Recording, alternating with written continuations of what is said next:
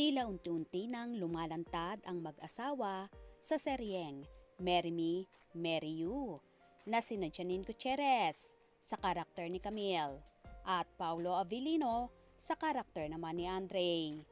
Namataan ngang magkasama sa Palawan ang newly lovebirds na sina Janine at Paulo kung saan sakay pa sila ng bangka kasama ang magkasintahang ding sina Cherry Pie Picache at Edo Manzano. Tila hudyat na ito na totoo ang balitang nagkakamabutihan ang dalawa na marami ang natutuwa. Bukod sa bagay na bagay sila, kamakailan, sa Truth or Dare, kung saan naging guest si Paulo, dito tinawagan niya through phone si Janine at tila may ipinahiwatig sa dalaga na ang tawag niya pa ay Ni, you're live. Don't say anything unnecessary. Nanatawa lang naman ang dalaga at sinabing, bakit naman ako magsasabi ng something? Narinig niya? Ni? Ako? Yes? Ni, you're live. So don't say anything unnecessary. Bakit naman ako magsasabi ng something? Tila may something na talaga sa dalawa na ayaw pa nilang aminin.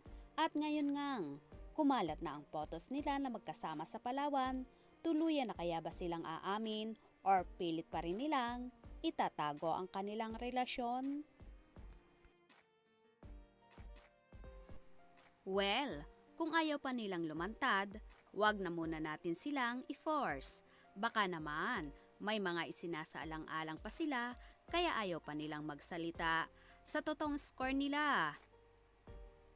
Ngayon nga darating na March 26, 2022, tuloy na rin ang tour nila sa Amerika na lalong nagpakilig sa kanilang supporters. At ayon pa sa ilan, lalong magkakalapit ang dalawa at mas maraming time silang magkakasama.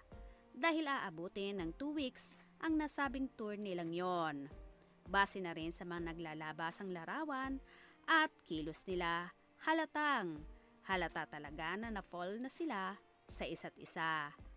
Wala namang masama dahil pareho naman silang single at available. Kayo na ang bahalang humusga. Mga ka-scoop, anong magiging reaction nyo sa bidyong ito? Comment below.